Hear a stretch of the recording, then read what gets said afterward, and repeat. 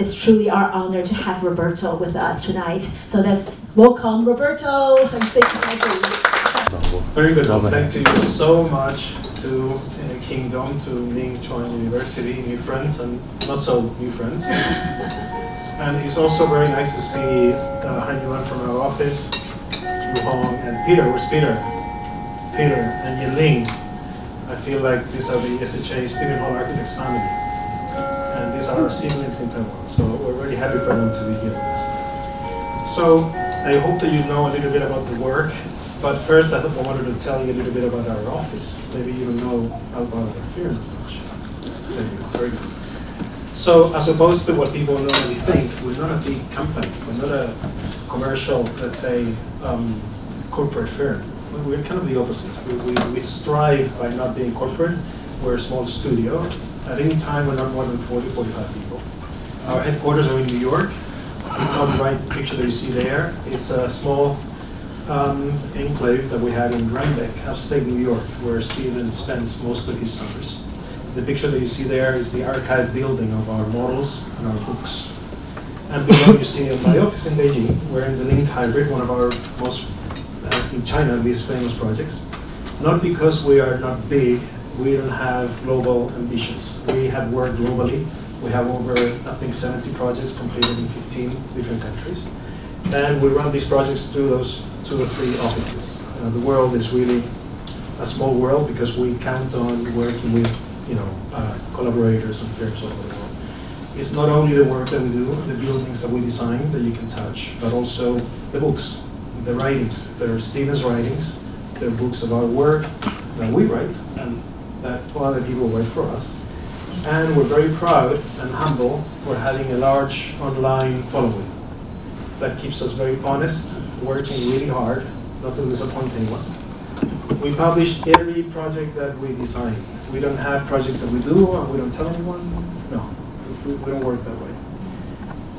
Steven and the firm have been blessed with several awards. I'm not going to tell you which ones, but a lot of them given by you, the American Institute of Architects.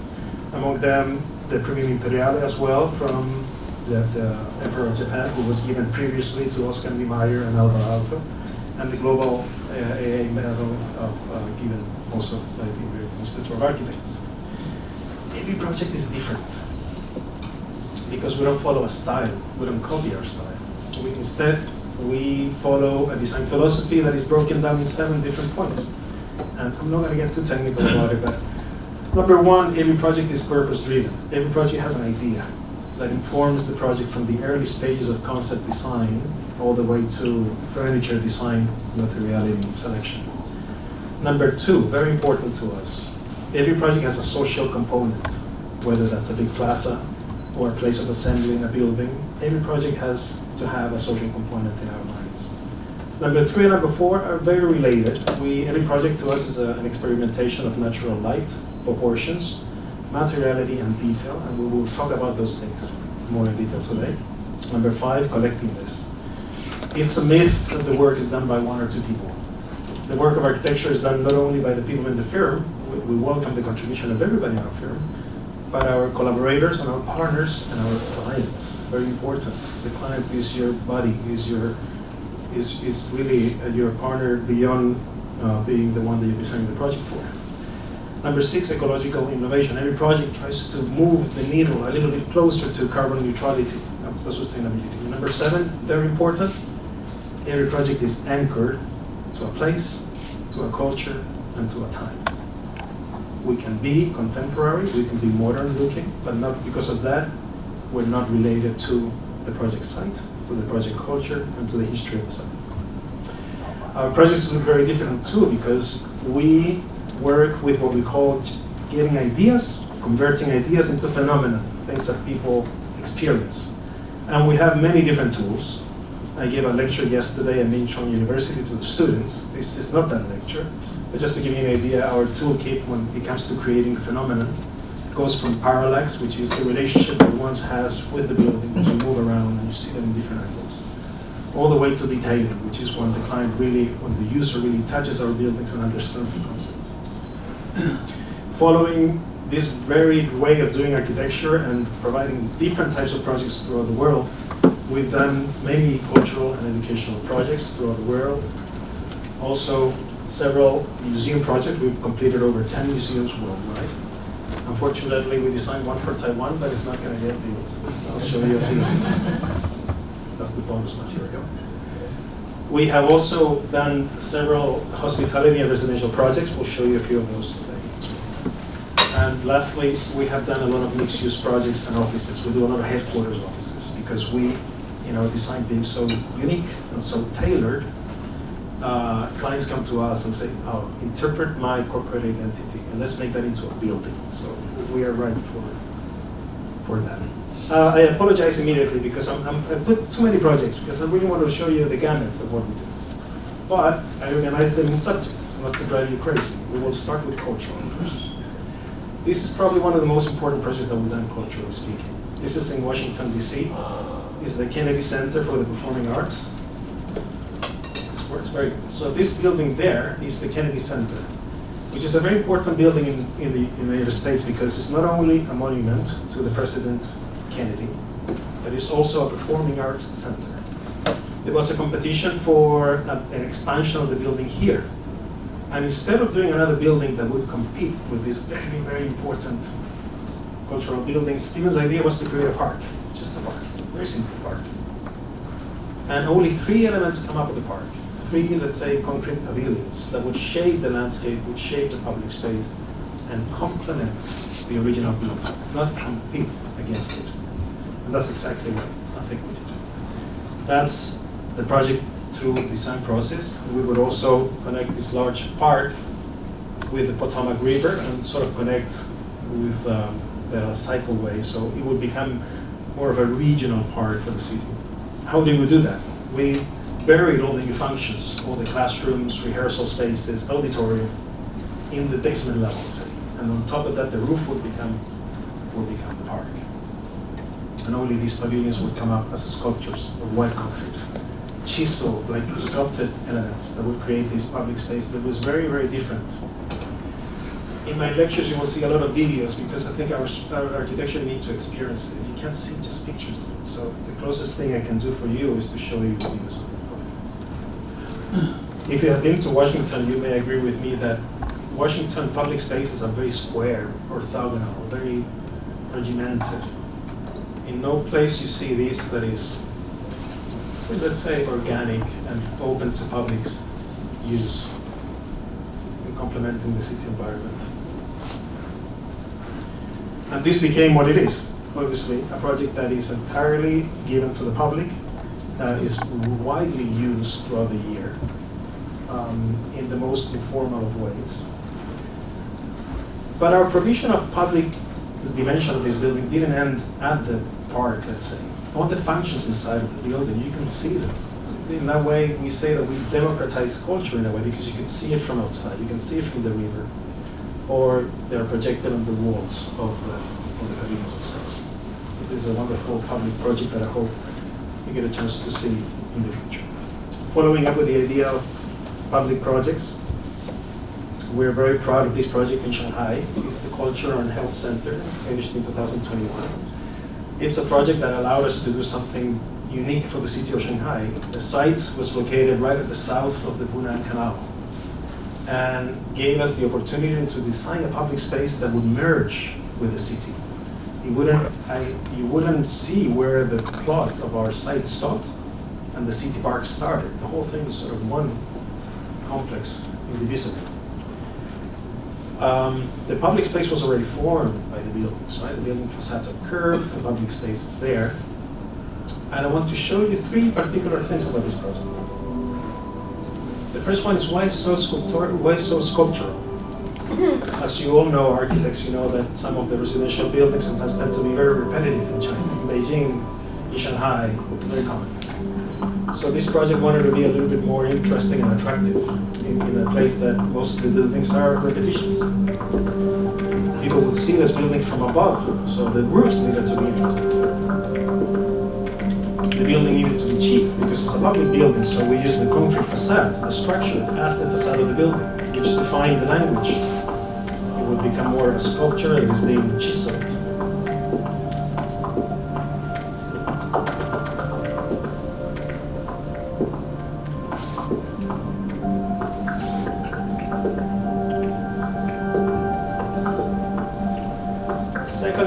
Very important point of this project, I mentioned at the beginning, we like to work with light and time. So how did that work in this project? We worked with the idea of these courtyards of light in both buildings. In the cultural center is actually a courtyard that is in the middle of the footprint. It's not a big footprint in the building, but it benefits from having a central element of light. In the health center, the building that we're in right now, this courtyard of light takes the shape of an atrium space, which you can see right here. And it's a space that bathes all the interior with natural light, and it becomes a place of orientation, because it's the place where people move up into the building, into the different floors of the building. But also at every floor, the corridors are within this atrium or courtyard of light. Spaces were literally designed considering the passing of light and time through them. And these are things that we do in our projects that people don't necessarily evaluate, but they're there. Passing of time through the light is something we work with extensively. Also, the light allows you to understand the massing, the materials differently.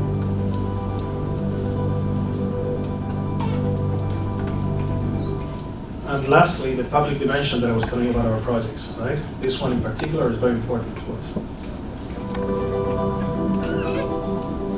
The public plaza that we formed between the two buildings merges seamlessly with the Punan Canal landscape.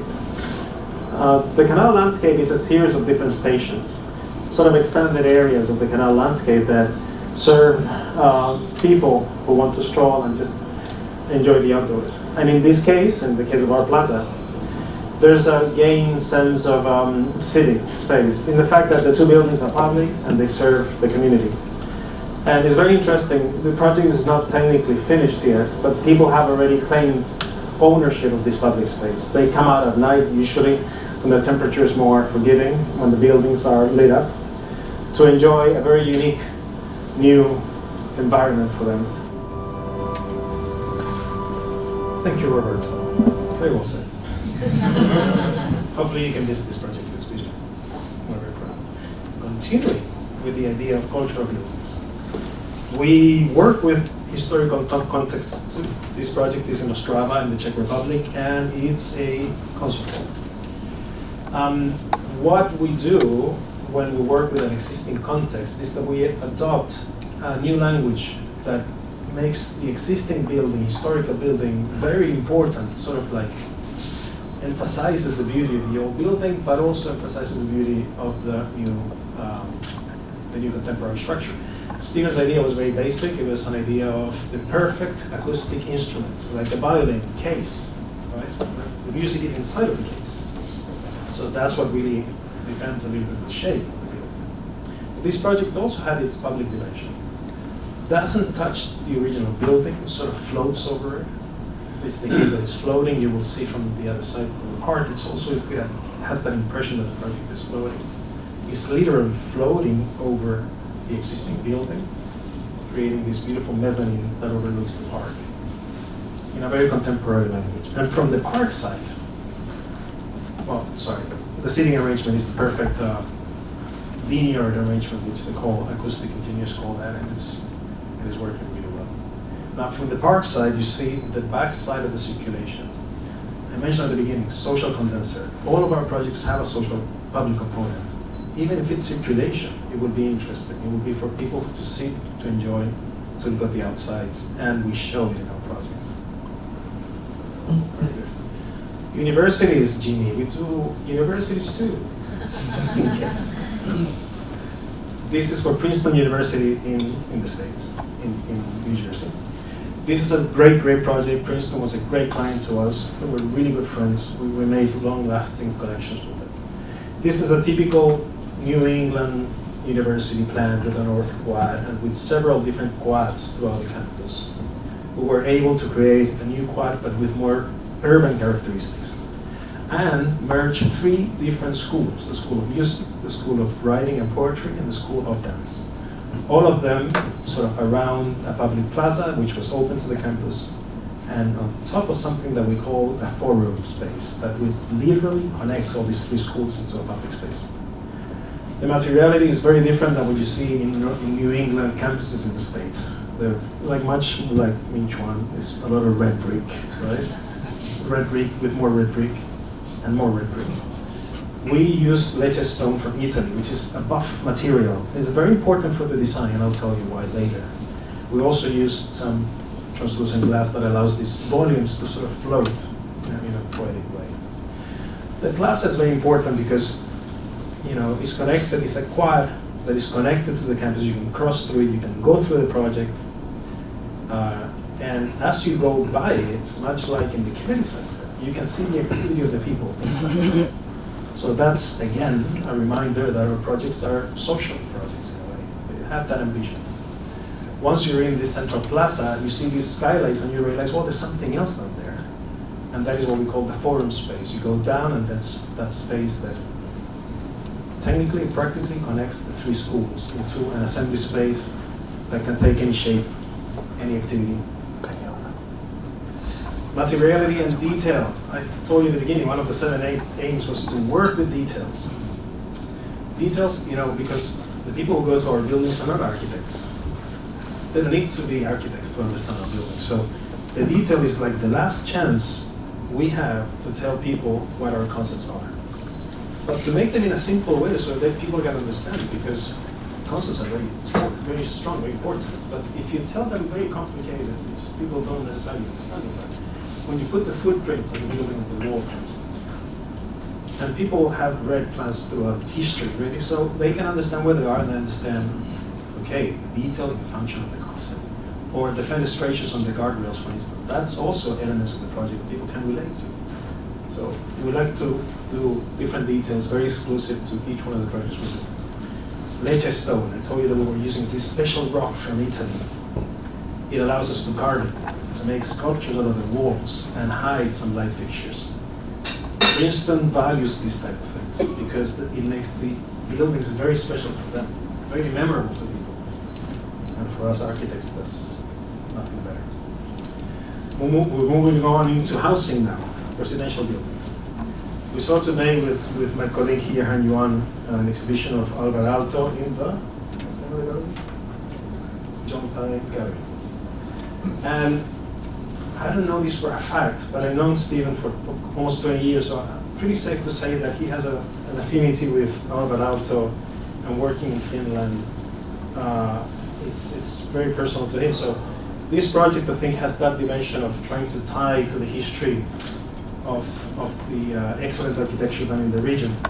And if you look at the exhibition of Alvar Aalto today, you start seeing his buildings that the shape of the buildings in Alvar Aalto, they also shape public space. They're continuous buildings and massings, and we do that a lot in our work.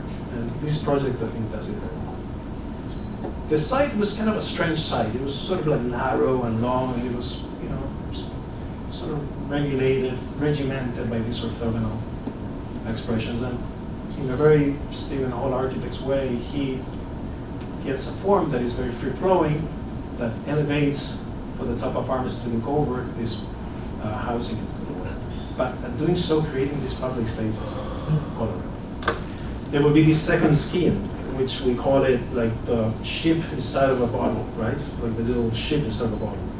And in those areas in Scandinavia, it's very common to have these loggia spaces that are almost functioning as a winter garden sometimes. The geometry is very free-flowing, but it's very rational. Again, Alvar Aalto, very irrational. You have, the concrete walls that are the structure, very regimented, and that define all the different units. There are 119 units, they're all sold already. So if you wanted to buy one, too late. You have to wait for the next one. These walls come down and they become open. You can cross the site, right? You can cross from this public space to the other. This feature of the second glass wall becomes also segmented. The glass is segmented. It's not curved, so it's not expensive to do, but it gives the impression that this continues to be a very smooth gesture and becomes sort of elevates the building. This soffit is like the building is floating, which is wonderful. This is a view of this solarium that is very pleasant in the summer and in the winter as well. Now, once you go inside the building, and because we saw this exhibition, I can't stop thinking about Aalto.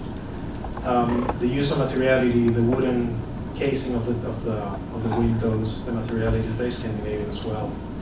Very simple, very elegant, and that's our language really. Yes, timeless. The interiors of the public spaces are also timeless. These are interiors that in our minds are full of character, but without any ornaments. There are no things on the walls, there's no paintings on the walls, there's no crazy ceiling.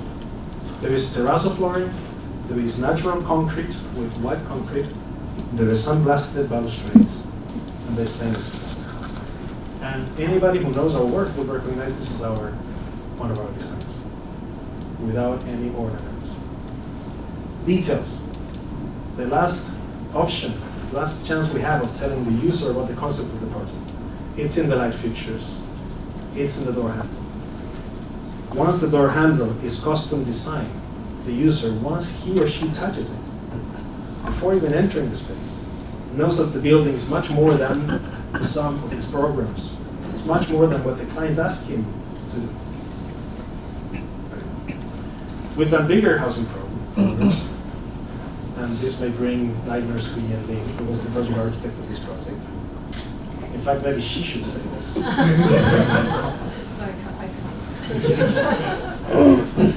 This is a beautiful project that took years of her life, but yeah, it's a success. I mean, we're very happy with it. This project has 9 towers, 8 residential towers and 1 hotel, and proposed the idea of public gardens really at the ground floor, at the rooftops of the central units, and also at the top of the buildings, on all these bridges connecting the different towers. If you have been to Beijing, you know that residential communities are very private, they're very close. There's a wall, there's another wall, there's a one, and there's another one. It's very difficult to get. But the client was visionary, and Steven's proposal was very strong. He argued to have a cinematheque at the center of the plaza. This is a 3-screen movie theater. If you have been to New York, to the film forum, it's about the same size. So including this cinematheque at the center of the plaza allowed the project to remain open.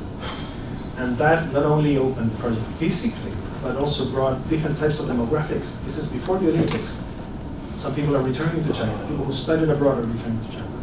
Organizations are funding themselves in China. First times that there was an international film festival was here.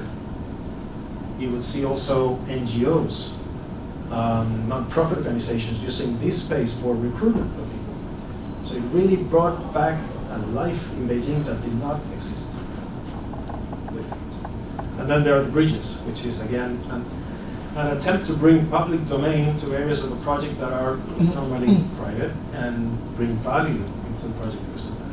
Every bridge had a different function, and Ian Ling might tell you better how many different iterations. Picture that one. This one stays for what it is. It's an amphitheater which is used very often. Another one has a pool, you can swim.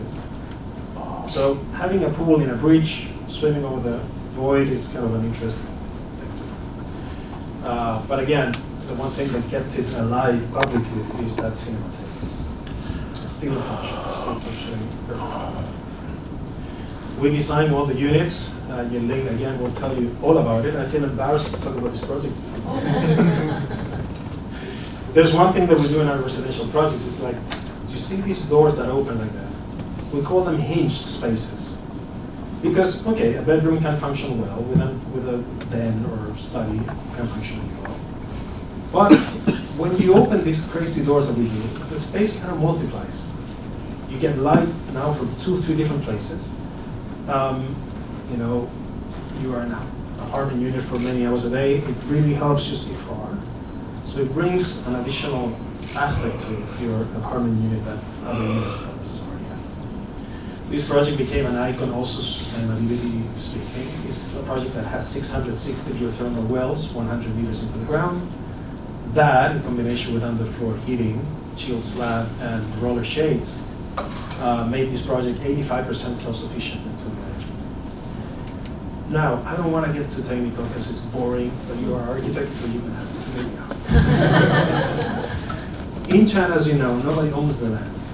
You own the rights of development for the land. So in case of residential projects, about 70 years. Right? So once the developer has the land, the clock starts ticking.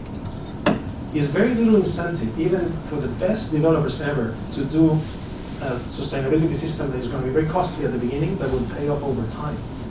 Because by the time that pays off, they have already sold the project. So that's what I mean. It really takes a visionary partner as a client to do this type of things. And in this case, MG, I think he was a good client overall. Would you agree? Yes, it continues to be a destination for architectural tourists. So this project still has a lot of people coming in and taking pictures after many, many years. Our projects in China continue to get bigger. This is probably, actually the biggest project we've done in China. 300,000 square meters of mixed-use project. I speak in very personal terms because this is the project that brought me to Asia. It's the Raffles City project for Capital Land, Singaporean client. If you have been to Chengdu, you may remember that Chengdu continues to expand. It's a city that is very busy. It's sort of like a hidden capital city for the southwest of China.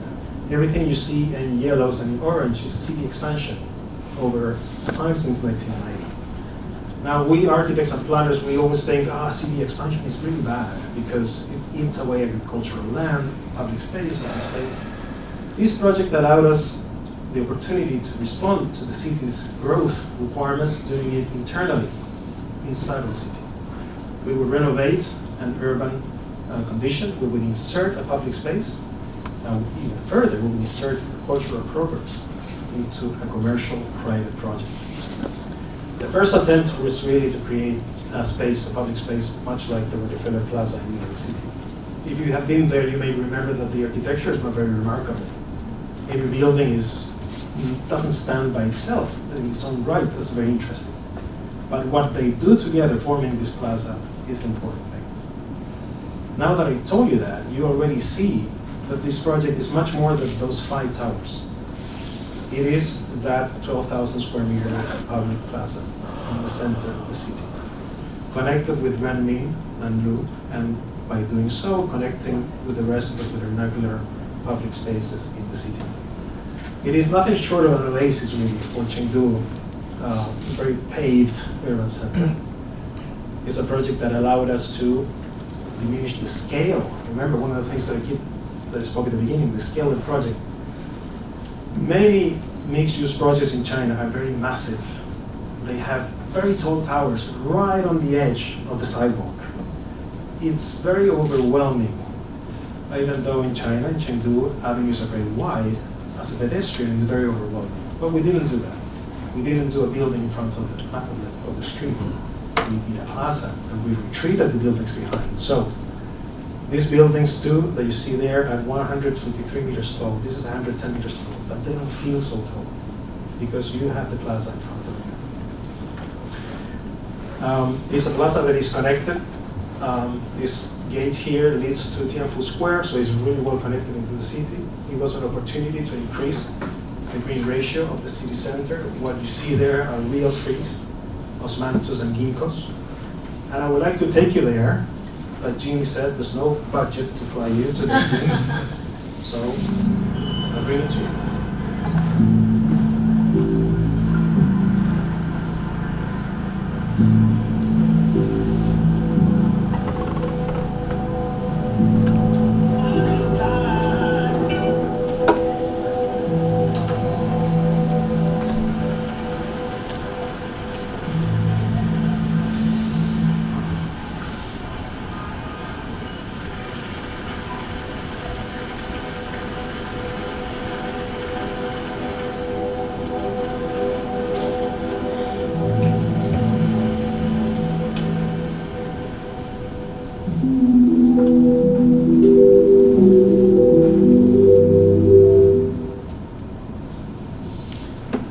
Now we're going to talk about something else. When we got the client on board to do the plaza, we didn't stop there. We wanted to do something a little bit more and get the client's support. This section shows you everything about the project. There are 2 office towers. There's a hotel tower, a service apartment tower, and a small home office tower. Everything you see here in light blue is retail, 80,000 square meters or more. What you see here in this line here, that is the plaza. The plaza is the roof of the mall. And you didn't realize that because you didn't see a big Apple sign. You didn't see a big Huawei sign. There was no need for it. The plaza itself was enough draw to bring the community into a commercial project, making it a success without having to be so bluntly commercial. Now, what you see there in red, these links that you see there, is what we call the public group.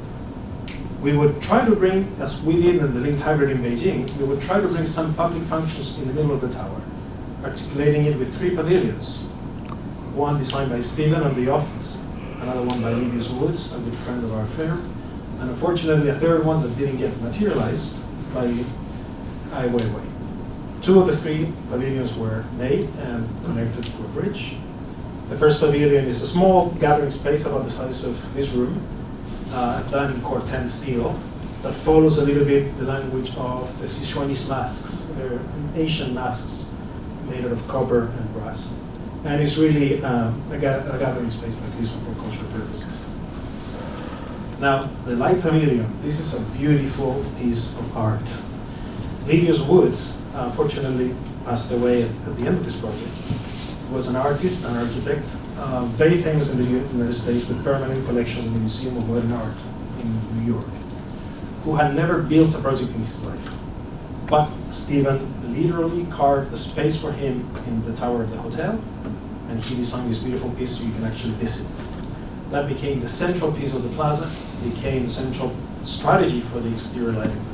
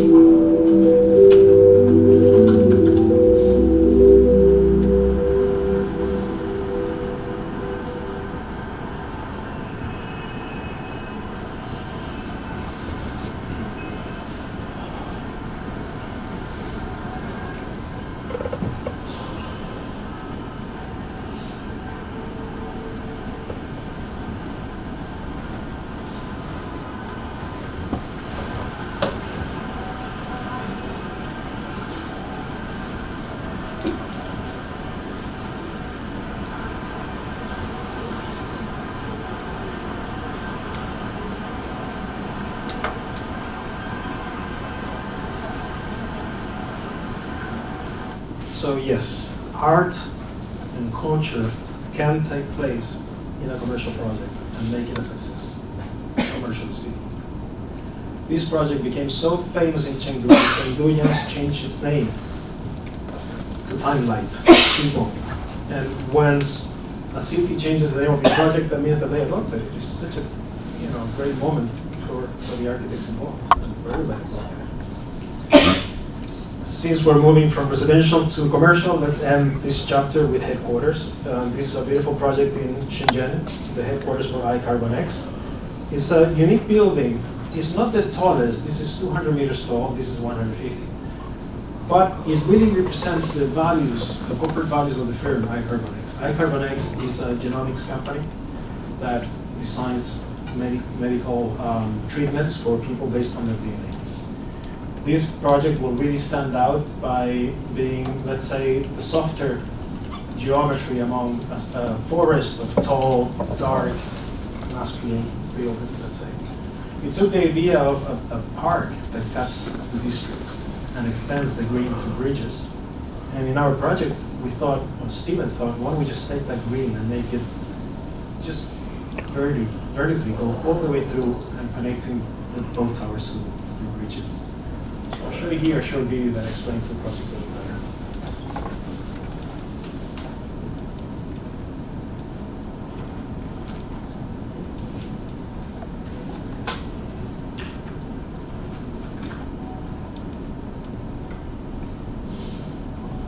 The geometry is very simple. One building rolls out of the geometry of the other one. The facade of the taller building is sort of spherical, it's like a sphere. One tower will be residential, the other tower will be offices and research for iCarbonX. And there will be these 4 bridges that are connecting this public space, this green space, as you go up into the building.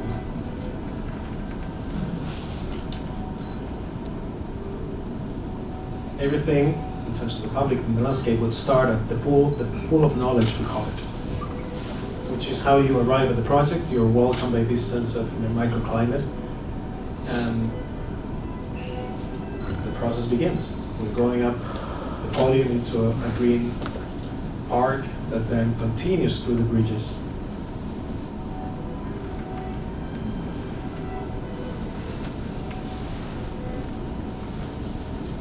And the circuit culminates at the roof of one of the towers, overlooking the Hong Kong Bay.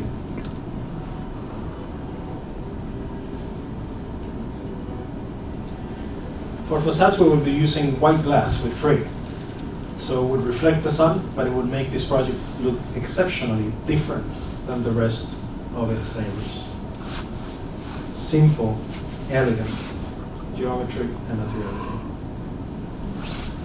Well, if you know about Shenzhen, there are many projects that run out of money. So our client was no exception.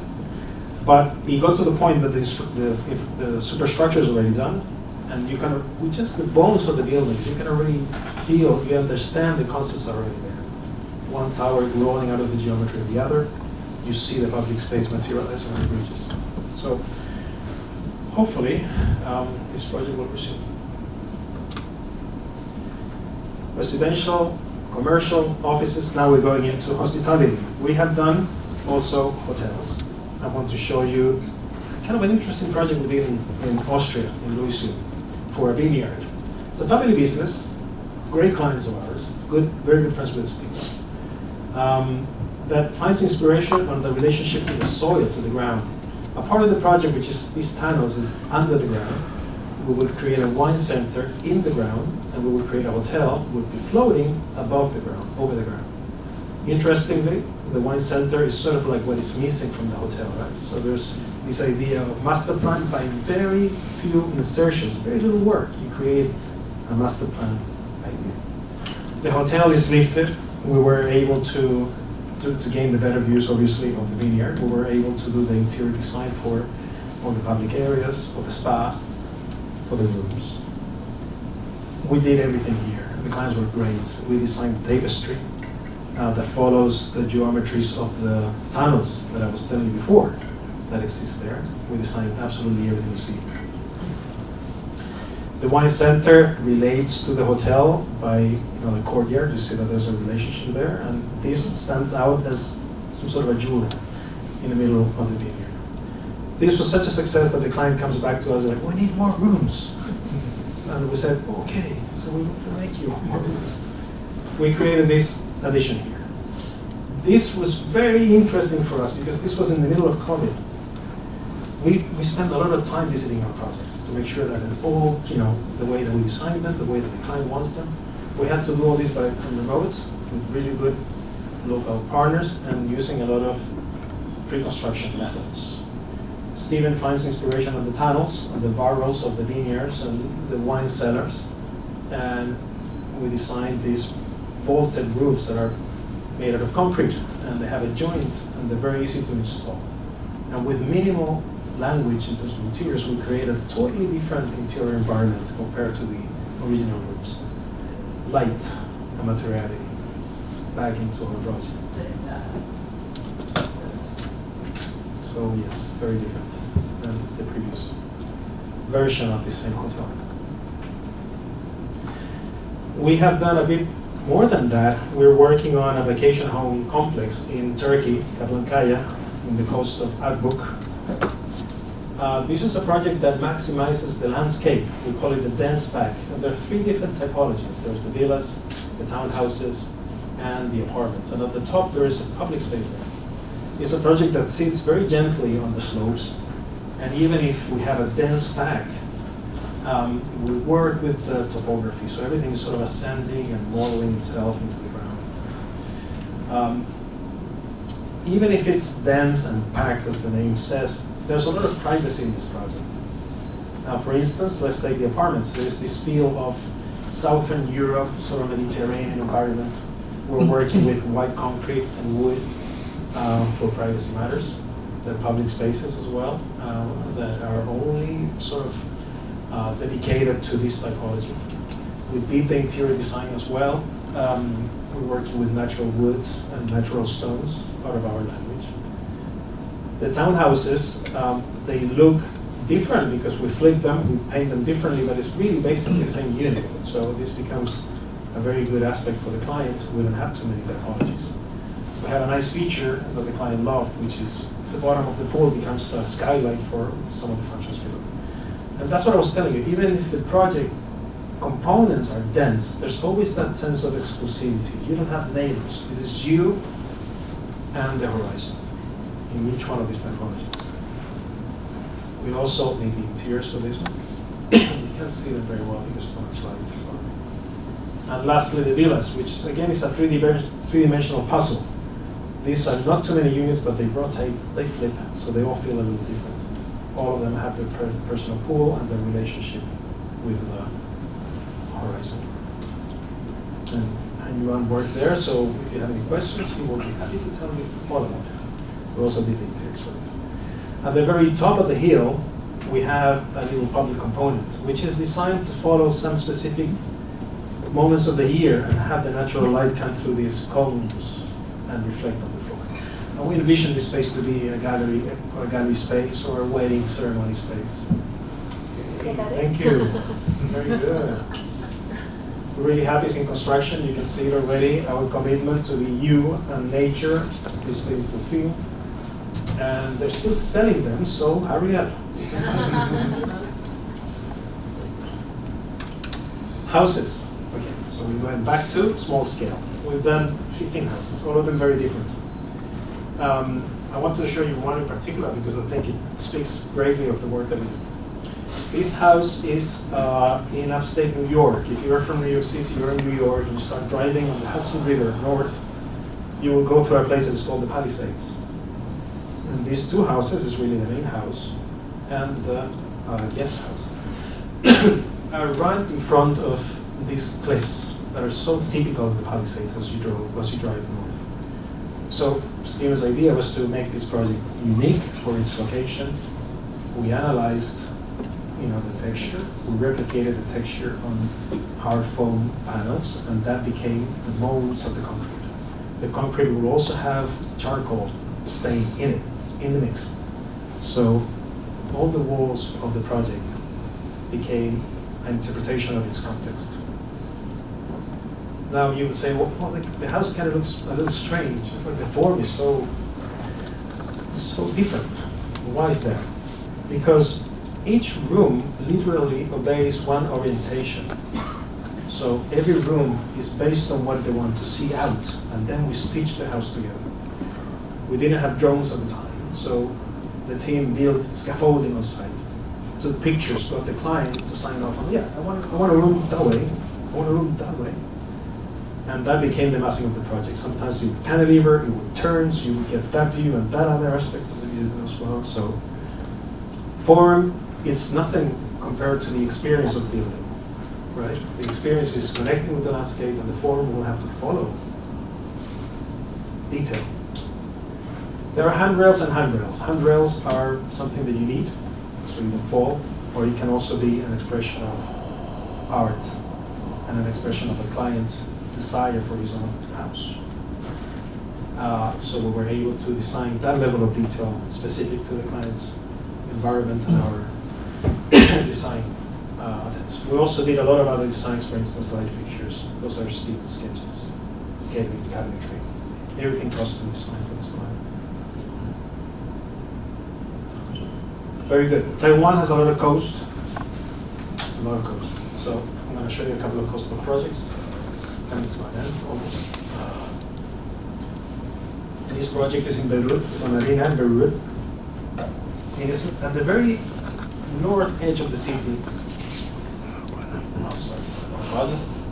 And this project serves many different functions. The first one is to create a coastline, a boardwalk, have the judge-clad apartments, luxury apartment units, but also extend the city. As it happens I'm not sure if it happens in Taiwan, but I'm from Chile. All of our cities in the coast they have a big highway at the end. So you limit the public's perception of the ocean, right? So we try to fix that by extending beyond the highway into a public plaza that is some sort of a boulevard. The boulevard was really the roof of a commercial area, and that flanked the boardwalk, making it a very successful public and private commercial project.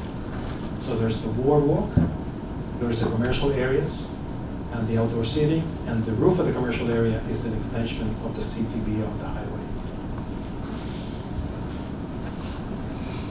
So, pretty happy.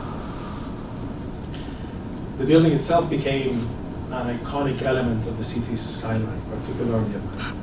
And I can get into it, but it's a bit too much information.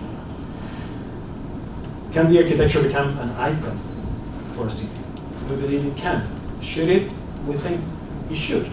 Many people sometimes criticize architecture being so iconic, but there's space for iconic buildings in the city. In Denmark, we won this competition because they really wanted something iconic that would celebrate the entrance of the harbor. So Steven comes up with this idea of making two towers. One tower, the L tower, facing the ocean, the N tower facing the city, and in the center, in this sort of portal, a handshake of a bridge that would really, literally create the opening of the harbor and welcome people to Copenhagen. Now this project obviously has, well, one tower is offices, the other tower is residential and hotel, but there's also this component of public commercial areas that sort of go from one building to another and back into the city. And it became a very important project. It's off and on, typical public projects problems. Work on it for a year, wait for 3 years, work on it another 6 months. Thank you so much for your patience. I want to finish with the project that you will never see built. You never know. There's an optimistic person over there. Very good. This is our design entry for the Sinju Capital Museum of Art that we did in partnership with Yen Chen and her office, Yen Partnership. Great friends of ours and great collaborators. I'll be very honest about this project, so because there's no other way to do it. This site had originally located the library project, which received some mixed reviews. And I think one of the problems that we saw with that situation is it was a project that it was blocking the site. It was an object in the middle of the site. And an object that I think some people didn't necessarily like to. This object we thought hid the importance of a small temple that we thought was really important for the community. We were there, we went there. They were prayed there too, I think.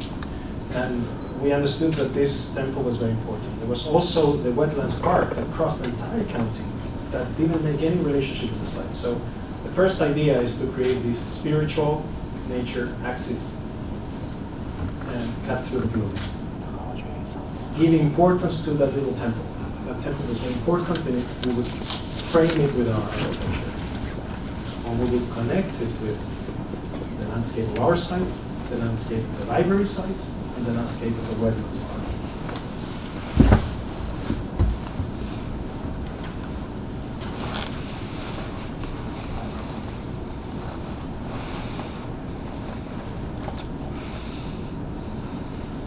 We also thought that the edge of the wetlands park was not really active, so we even went ahead and designed a little thing there for the engagement of park. Our project would literally frame the temple, so it would work in both ways. People from the park, people coming out of the library, would be able to see and go directly to the temple.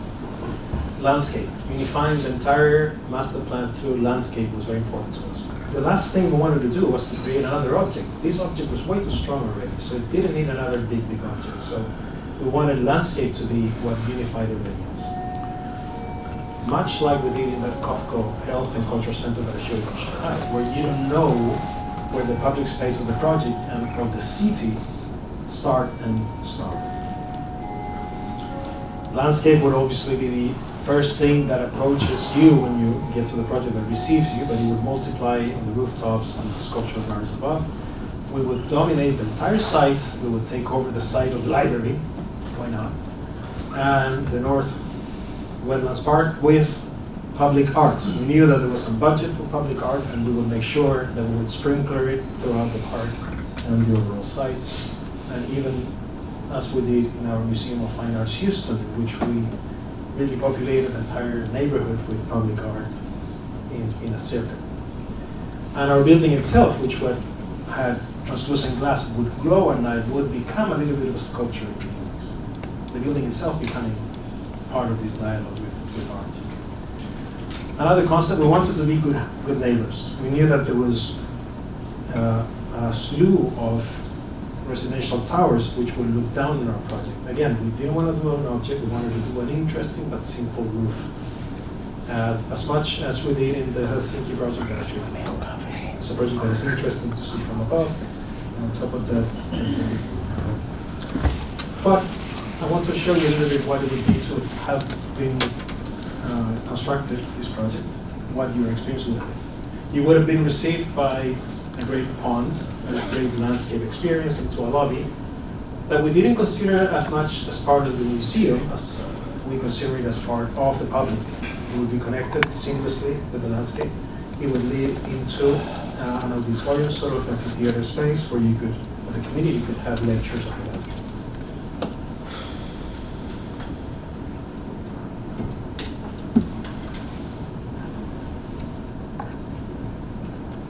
Please notice that I have not shown you the shape of the building. The shape of the building is not important at all. It's not important at all. I've shown you the landscape. I've shown you the interior spaces. And that to us was the important part of the experience. Once you go to the basement, you would see the immersive exhibition spaces. And through that stair, you would go back up into the gallery spaces. Now, the gallery spaces needed to disappear. We would do terrazzo flooring, black flooring, so the whole space sort of disappears. The art is sort of floating. We would use this translucent glass to bring light into the project, but also to frame views of the exterior. Everybody who has designed a museum knows that there's this thing called museum fatigue. You get tired of looking at art, so you need to look out sometimes, and we would curate these views through transparent glass. And as you moved up into the building, you would get to the more public functions, like a restaurant, also with curated views of the landscape to the north, and educational facilities. But anyway, you might not see this project ever, but we're very proud of having designed it, having worked with Yilling and her team. And with this project, I want to thank you again for your attendance, your interest. I hope that we covered some of our aims and principles, and yes, thank you for the invitation.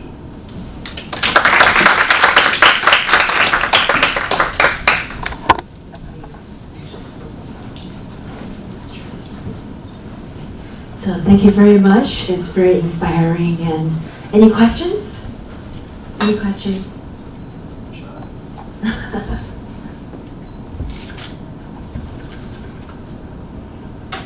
Oh, wait, Richard.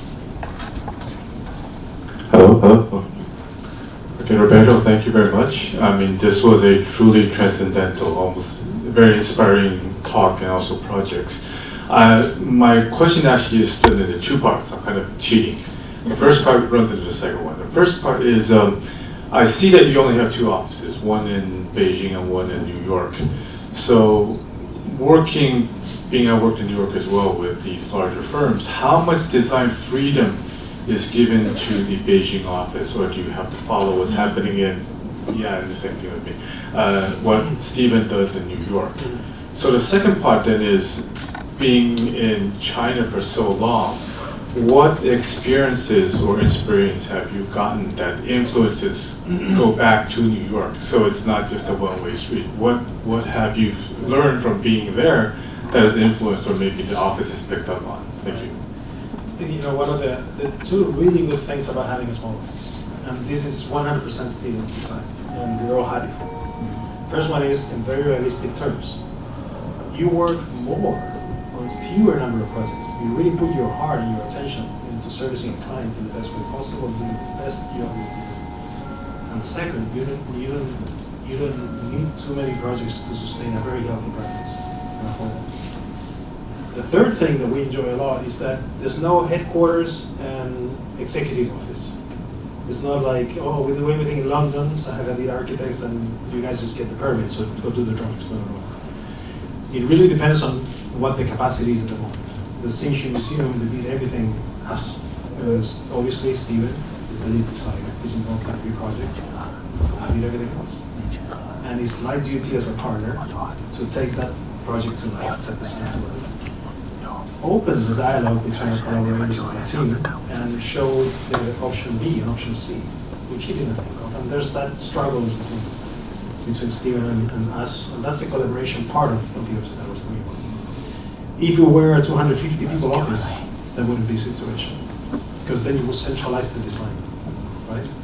And then everything will be some sort of a rollout situation, but that's never what he wanted to do. And to be honest with you, Richard, I think no one in our field would work for us if that was the case. Right? So, yeah. Did I answer both? Yes.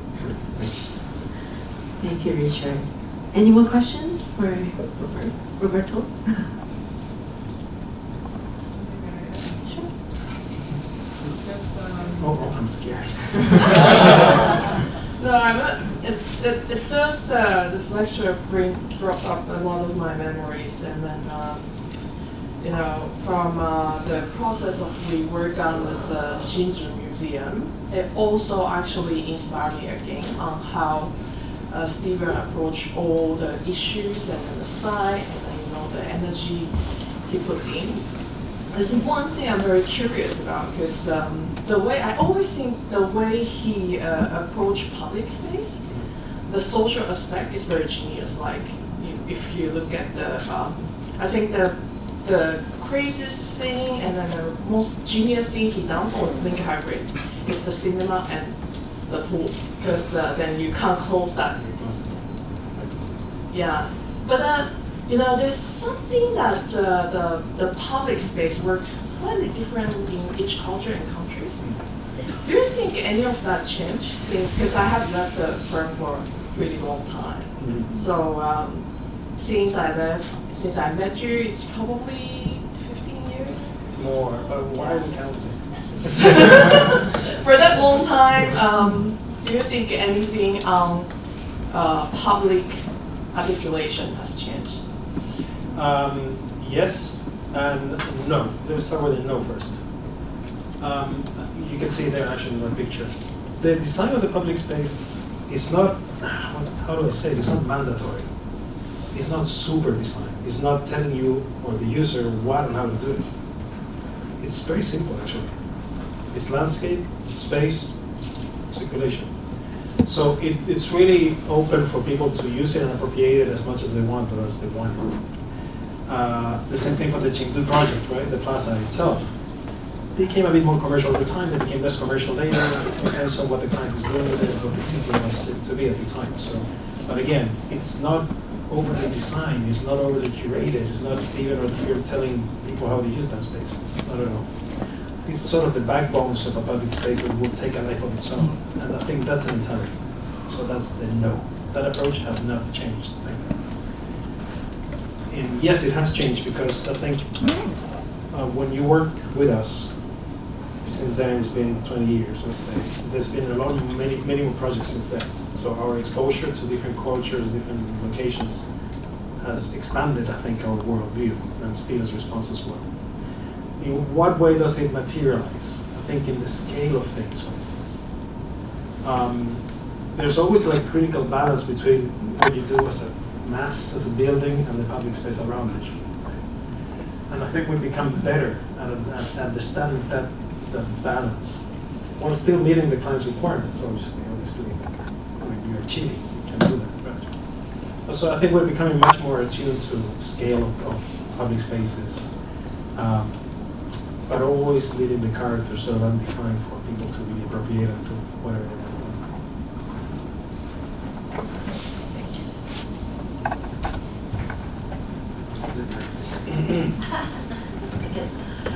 I appreciate your speech very much. I remember that one of your projects, I guess it's in Shenzhen, right? It's a like headquarters for a company, and you show a lot of the building with a lot of planting, green things. And I'm wondering if you, if the green architecture or the green building, this kind of factor or carbon emission reduction is kind of important factor in your architecture project.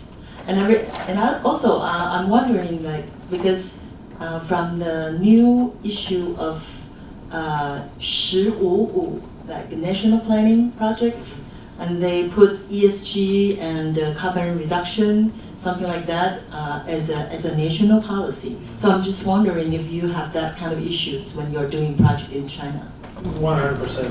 100%. I think, you know, it comes really close to the concept design. I think the concept design obviously is the first thing that we explore.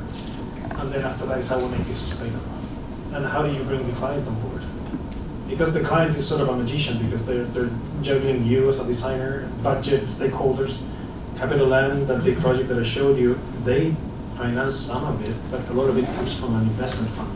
So they even have stakeholders that are not even Singaporean, so it's just very complicated for clients. But you need to start the conversation of sustainability with them very early on, and understand what is their parameters. Some clients just want certification for marketing purposes, and that's fine, that's what they need. Some clients don't care about certification, but they really want to do the right thing and are willing to spend more money because, hey, I can sell that too, right? And that's a good thing too, right? So really, it starts very early on, that discussion, and for us it's very important. There are things that we try to do in every project: geothermal wells, solar panels, green roofs, enhanced planting, and create greenery. Double-skin facades, we have a list of things that we like to do. But you have to start that dance very early with the client and with the consultants in order to be successful.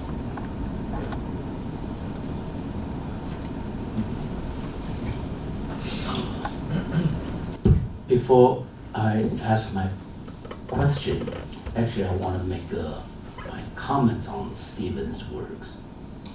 As I mentioned to you earlier today, before you start your lecture, I said many years ago in New York, Steven's earlier project, Storefront, that hit me. It's unique, it's personal. Years later, Kiasma Museum in Helsinki, I said it's a way more sophisticated circular route to watch the artwork, way more sophisticated than Guggenheim, New York. It's not even circular. It's a twisting form. By saying that, my question is a very straightforward question. Only me can ask you that today, because I don't think I would ever get that chance again. In your office, can anybody other than Steven himself can draw design by watercolor? Is it only himself can do that? Or somebody else in the office say, wow, I can do that too. Then later on I see the drawings. Well, I couldn't tell whether Steven drew it or you drew it. So my question is, can anybody allow to do that? I am happy to report that Steven is the only one that has a license to do watercolors. Which doesn't mean that there's no team input. There's a lot of team input. I think, you know, Chris McBoy, our senior partner, who's no longer with us, used to joke, and he was right. He was saying, the intern and the junior architects have the most fun in our office. Because those are the people who are juggling with the design, really, who are communicating at the very first steps with the watercolor. And that's when, okay, what's option B, option C, and then you start, this the dialogue going on. But Steven, of course, is the lead designer, and his means of expression is watercolor. Why watercolor? What does watercolor give you or give him? Phenomenon, light, shadow, proportion. Sometimes he will draw a plan, obviously, he likes that. But he's not interested, we can draw plans, right? We hope we can. He's interested in conveying ideas and phenomena to people who understand them. Right? And then we can elaborate on that. But yes, that's why he's the only watercolorist. Thank you for asking this question, actually. It's very interesting. Right. So, thank you very much. And I think it's a 1 hour lecture, but then we are having so much fun. And any more questions, actually? One last question. Yeah, thank you, Roberto. It's always inspiring to hear your speech or the lecture. And I think work with you and Steven were the most important years to my career. Yeah, and I have one question, because now there's a theory or saying that the architecture need to be more flexible. That the flexibility is very important to architecture, because nowadays the user might change the use of the building much sooner than before. But like Steven's architecture, because shaping the experience is so important to his idea. And what's your thinking of, by doing this, can make the architecture much difficult to have more flexibility for change. So what's your thoughts on this? Yeah, that's such a good point. I think we experienced a lot of that in China, because in China people were developing and building before they knew what to do with the buildings. And that's the example of our CIFI museum, for instance, that we designed it as a museum for architecture, became a museum for art. So we kind of knew that would happen. And the same thing with the Vanke project, the Shenzhen project that she was mentioning.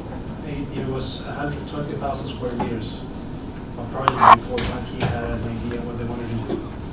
So when we know that's happening, the experience doesn't hang on to that. You can still create experience. And the Vanke project, I don't have it with me here, but it's an elevated building. The entire site is landscape, so that will not change.